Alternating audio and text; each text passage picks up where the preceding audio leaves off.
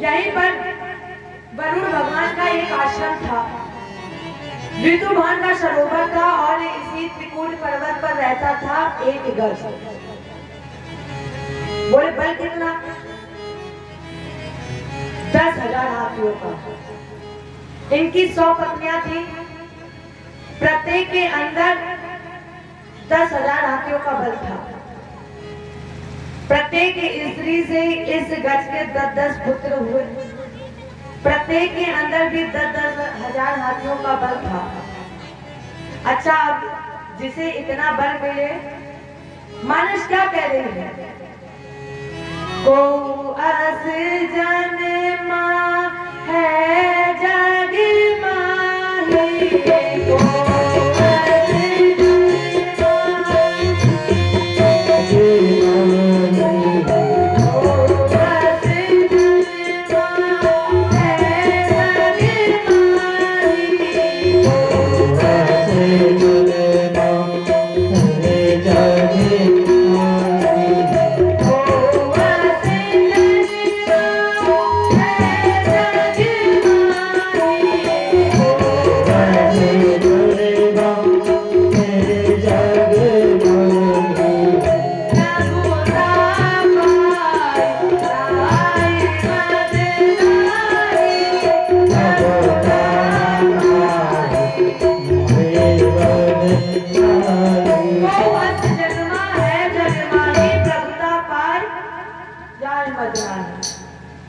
कौन ऐसा इस संसार में जन्मा है जिसे इतनी प्रभुता मिले और अहंकार अभिमान ना आए?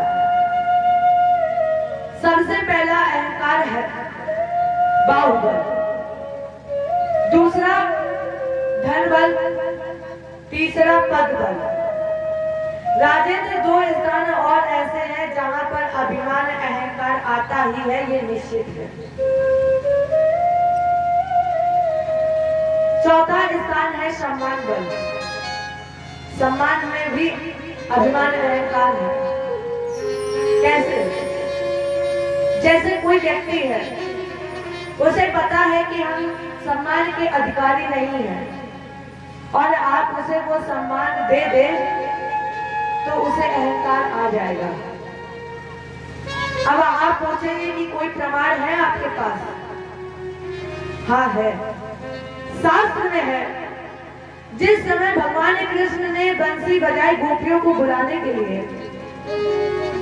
महाराष्ट्र में, गोपियां गई तो भगवान कृष्ण ने उन गोपियों को विशेष प्रेम दिया है और हाथ जोड़ करके बोले, स्वागतम भो महाभागा और प्रियम के में गरिवार। आइए प्राण प्रिय गोपियों, जैसे ही प्राण प्रिय कहकर के बुलाया तो गोपियों को अभिमान आ गया। और 5वां स्थान है ज्ञान। ज्ञान में भी अभिमान है। जैसे कोई व्यक्ति रोज रामायण पढ़ता है और उस व्यक्ति के बगल वाले घर में अखंड रामायण हो रही हो और उस व्यक्ति से कह दिया जाए, चलो भैया बगल में अखंड रामायण हो रही है, चलो सुन कर आते हैं। उसे अभिमान होगा तो व्यक्ति तुरंत बोलेगा, ऐसी रामायण तो हम रोज पढ़ते हैं, हम जाकर के क्या करेंगे? तो गज के पास तो बाहुबल, धन बल और पद बल है। अपनी बल के मालिक होने के कारण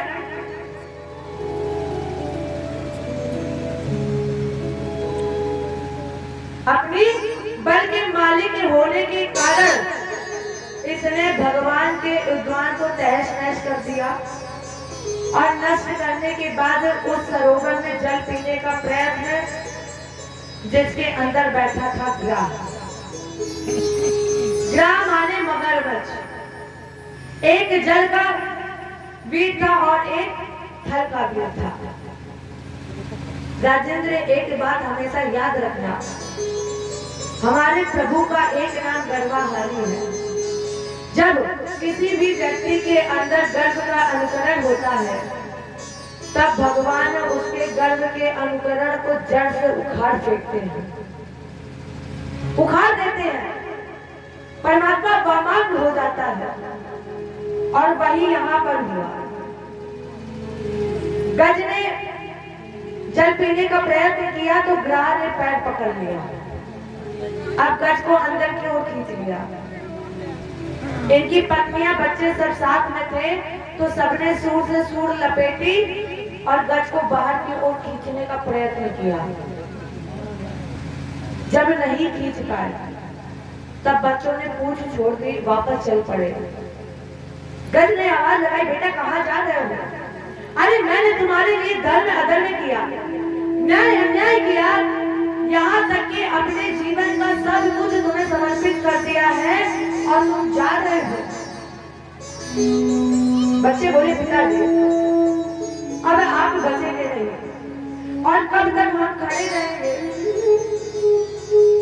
जब बच्चे छोड़कर चल दिए, कुछ समय के बाद उनकी पत्नियों ने भी उनको छोड़ दिया और वापस चल पड़ी। तो तुरंत गज ने कहा, अरे देवी तुम कहाँ जा रही हो?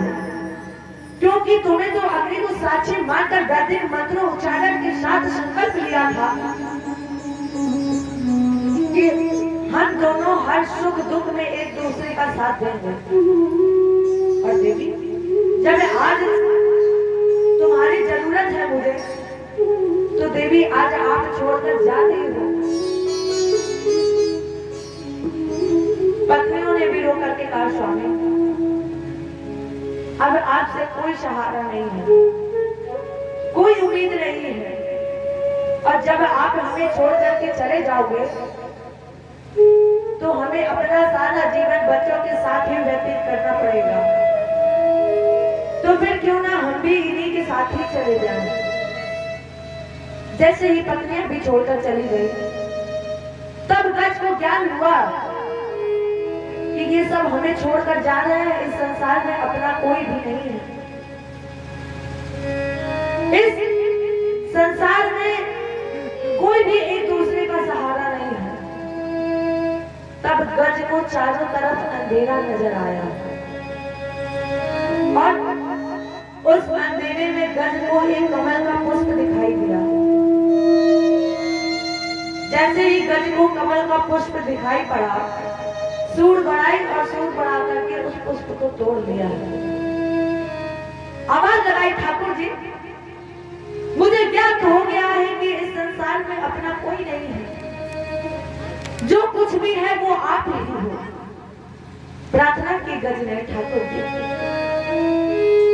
मेरा छोटा सा संसार, ठाकुर जी हे प्रभु मुझे ज्ञात हो गया है कि इस संसार में मेरा कोई नहीं है, जो कुछ भी है वो केवल आप ही हो।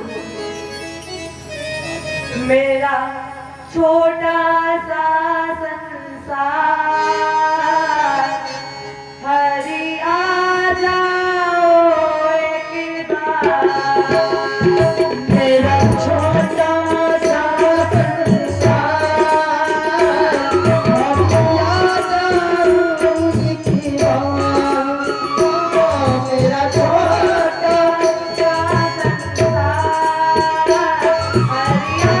जाओ एक बार।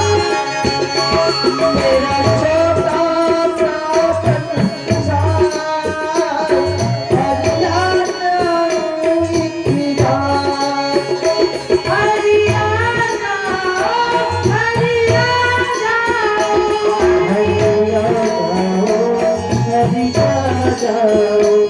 हरि आ जाओ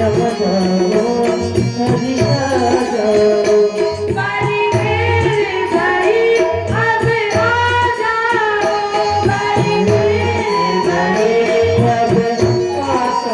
मेरा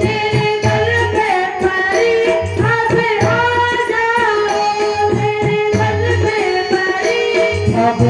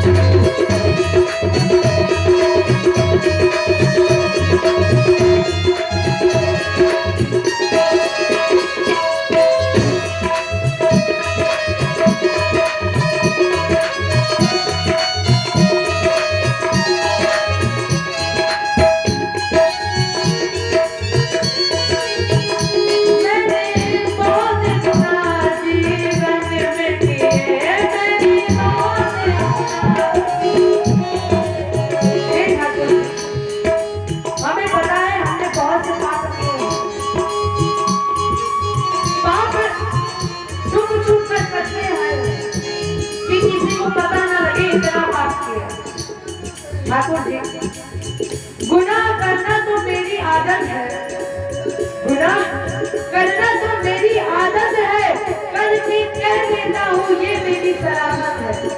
ठाकुर जी, जब पाप किया तब रोका क्यों नहीं? जब पाप कर रहे थे तो तब केवल आप चुपचाप देख रहे थे, जब पाप किया तब रोका क्यों नहीं? मैं तो समझा था कि आपकी ही इजाजत है। मैंने बहुत गुनाह जीवन में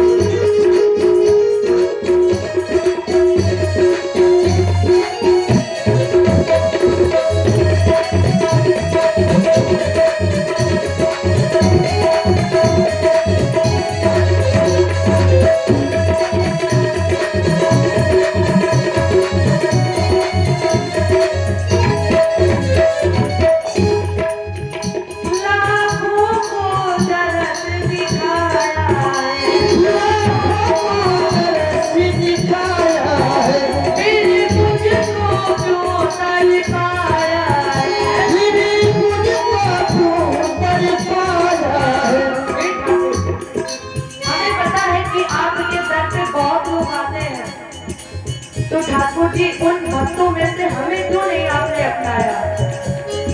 लाखों की भीड़ है, आपने लाखों को दर्शन दिए, फिर ठाकुर जी आपने मुझे दर्शन क्यों नहीं दिए? क्यों मुझे दर्शा रहे?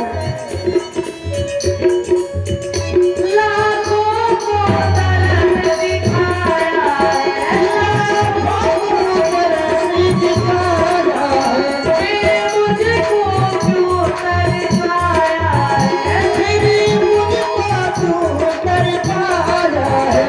अब दर्शन दो सरकार, अब दर्शन दो सरकार, हरियाणा के साथ,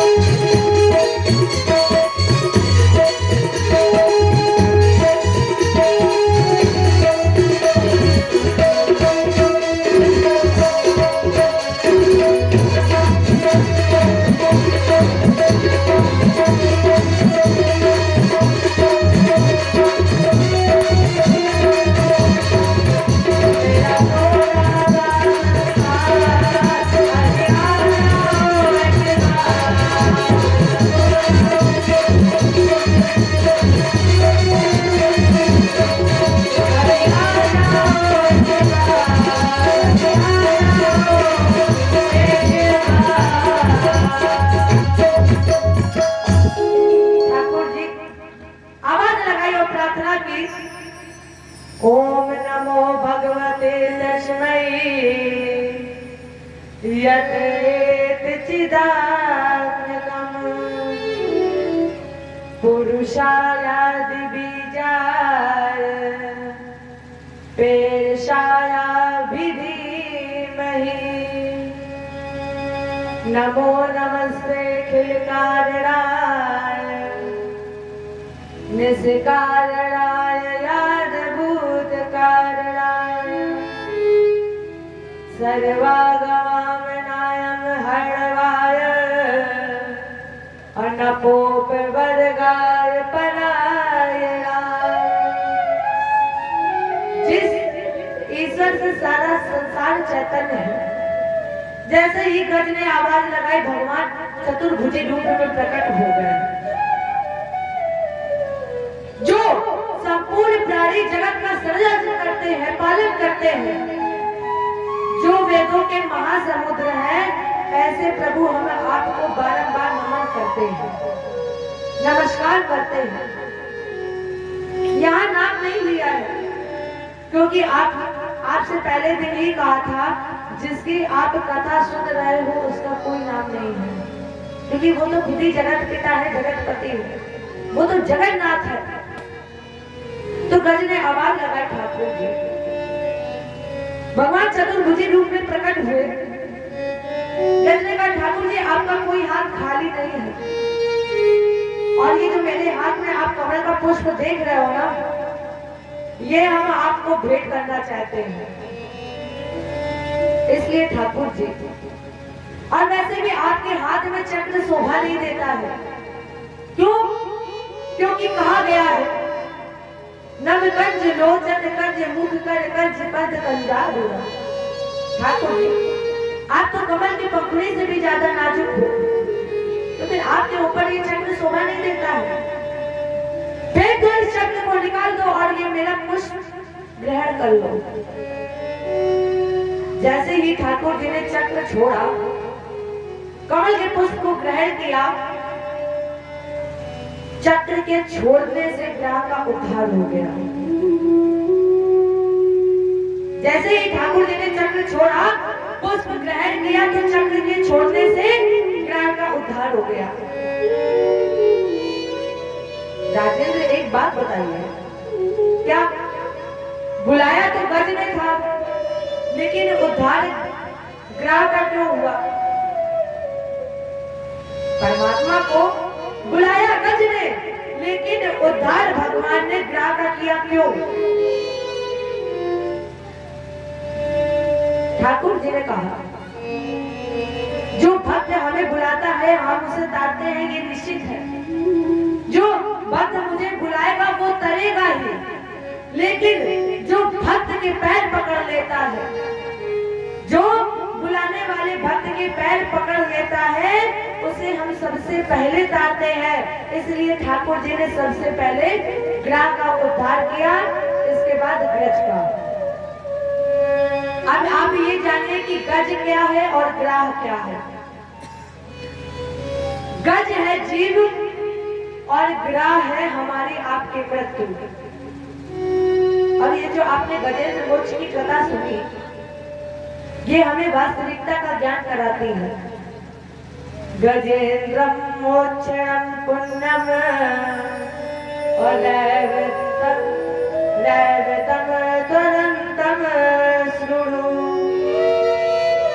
ये गजेंद्र मोक्ष की कथा सुनी। ये गज था हाथी। ये पूर्व जन्म में इंद्रधुम्न नाम का राजा था। भगवान विष्णु का परम भक्त था, अगस्त जी के शिष्य थे। एक बार आसन लगाए हुए मंदराचल पर्वत पर तपस्या कर रहे थे, पूजन भजन कर रहे थे। अब गुरुजी इनके कब आ गए इन्हें पता ही नहीं चला। जब इन्हें गुरुजी आ गए पता नहीं लगा, तो गुरुजी ने इन्हें श्राप दे दिया। अब जब इन्हें पता नहीं चला, इन्होंने प्रणाम नहीं किया, तो अगस्त जी ने क्रोध में श्राप दे दिया। अरे पगले, तू हाथी की तरह मस्त मतवाला बैठा है ना, तो हम तुम्हें श्राप देते हैं कि तुम हाथी ही हो जाओ, गजयोन में चले जाओ तुम। जैसे ही गुरु जी की बारी कान में पहुंची, एकदम से उठा, गुरु जी को प्रणाम किया, कहा गुरु जी आप कब आ गए मुझे पता ही नहीं चला। आपने जो विधि विधान मुझे बताया था, मैं उस विधि विधान से भगवत भजन में तल्लीन था। तो ठाकुर जी आप, गुरु जी अब बताइए इसमें मेरी क्या गलती है कि आप आ गए मुझे पता नहीं चला। गुरु जी ने कहा कि अब वाणी मिथ्या तो हो नहीं सकती है, तुम्हें गज योनि में जाना ही पड़ेगा, तुम्हें गज बनना ही पड़ेगा। लेकिन जब तुम्हारा गज शरीर छूटने का समय आएगा, जिस विष्णु की भक्ति में तुम तल्लीन थे,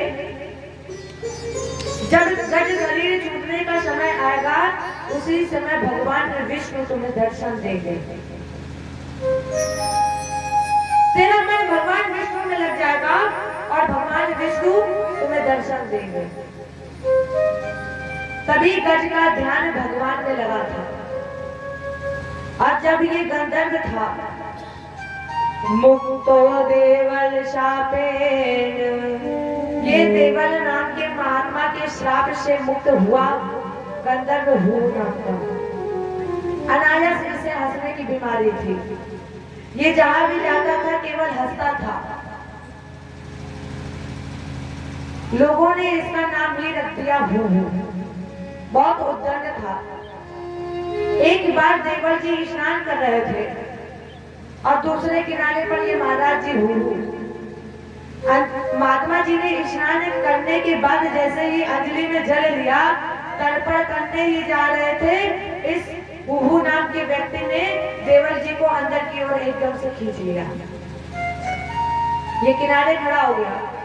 देवर जी ने एकदम से उछाल मारी। अभी इसे हंसने की बीमारी थी तो ये हंस रहा था। देवर जी ने देखा कि ये हंस रहा है, इसका मतलब ये इसी का ही कार्य है। देवर जी एकदम से उछले और ये हंस रहा था, तो देवर जी ने कहा, अरे ये तेरा ही कार्य है, इसलिए हम तुम्हें श्राप देते हैं कि तुम मगरमच्छ हो जाओ। इसने कहा, महाराज जी मेरा कल्याण। अब यहाँ ध्यान देने की बात यह है कि माता पिता गुरु ब्राह्मण संत अगर आपसे प्रेम करते हैं तो ये निश्चित है कि आपका कल्याण होगा।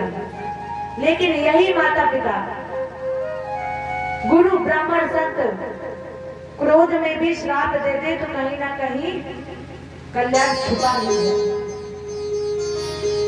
अगर राजा परीक्षित को श्राप ना लगा होता तो जो आप श्रीमद् भागवत की कथा श्रवण कर रहे हैं ये कर पाते हैं? इतना ही नहीं, अगर मैया सूरज ने ध्रुव को धक्का मार के बाहर ना निकाला होता तो क्या ध्रुव 5 वर्ष में भगवान को प्राप्त कर पाते हैं? ये जो आपने गजेंद्र मोक्ष की कथा सुनी, हमने आपको श्रवण कराई। 5वें मनवंतर में हुए रैवत, और इस रैवत मनवंतर में भगवान ने वैकुंठा से अवतार लिया जिसका नाम पड़ा वैकुंठ। 6वें मनु हुए छात्रुस, और छात्रुस मनवंतर में भगवान ने बैराज की पत्नी शंभूति से अधिक रूप धारण किया और समुद्र मंथन कराया। राजा परीक्षित ने कहा, महाराज जी यथा भगवता ब्रह्मण मथिथा क्षीर सागरा, भगवान ने अधिक रूप धारण करके समुद्र मंथन क्यों कराया है? सुखदेव जी ने कहा, राजा से एक बार देवासुर संग्राम हुआ क्योंकि देवराज इंद्र को दुर्वासा जी का श्राप लगा था। राजेंद्र एक बार दुर्वासा जी अपने हाथ में पुष्पमाला लिए जा रहे थे, उधर से देवराज इंद्र आ रहे थे, तो दुर्वासा जी ने सोचा कि क्यों ना ये पुष्पमाला हम इंद्र को ही पहना दें। तो दुर्वासा जी ने वो पुष्पमाला ली और देवराज इंद्र को पहना दी। इंद्र ने वो माला उतारी, हाथी को पहना दी, हाथी ने वो माला उतारी और उसके ऊपर पैर रख दिया। दुर्वासा जी ने कहा, अरे हमने कितने प्रेम से तुझे माल्यार्पण किया और तुमने मेरे देखते ही देखते इस प्रेम का अनादर कर दिया, मेरे सम्मान का अनादर कर दिया, इसलिए हम तुम्हें श्राप देते हैं कि तुम श्रीहीन हो जाओ। दुर्वासा जी के इसी श्रापवश देवासुर संग्राम हुआ, इंद्र की पराजय हुई, और जब इंद्र हार गए तो इसने ठाकुर जी को याद किया, प्रार्थना की, अभूत्रियम शक्त मुनि मत माध्यम गोहाशयम निशितलम पुत्रत्रयम मनोत्रयाणं वचशानुरूतम ममामहे देववरं वरणम्। वेदों में श्रेष्ठ संत स्वरूप शर्मात्मा हरिश्चंद्र आपके शरण में है, इसलिए प्रभु मेरी रक्षा करो। भगवान से प्रार्थना की। अब वैसे भी भगवान हमारे बगैर वाणी के भी बोलता है, इसलिए आकाशवाणी हुई, हे ब्रह्मा, हे देवता, हे शंकर, जो मैं कह रहा हूं उसे सुनो। पहले तो आपस में मित्रता कर लो,